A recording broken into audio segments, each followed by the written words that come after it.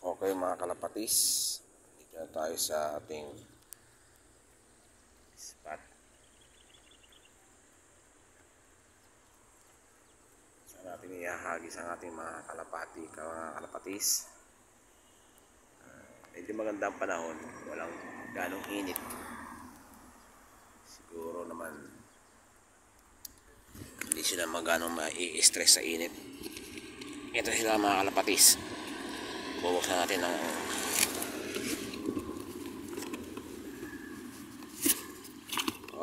lang ha. Wala kayong papalag. 5 sila mga kalapatis. 5 sila. Ito si Puti.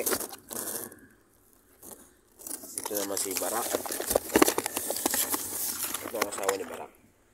Yung dalawa mga kalapatis, doon yan sa kapitbahay namin. Kaya sabay lang niya.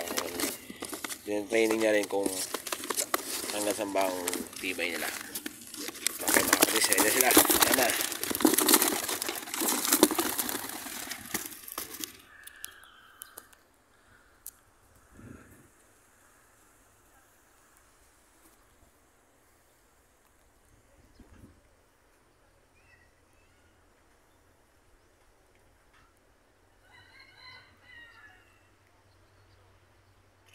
Ayan sila.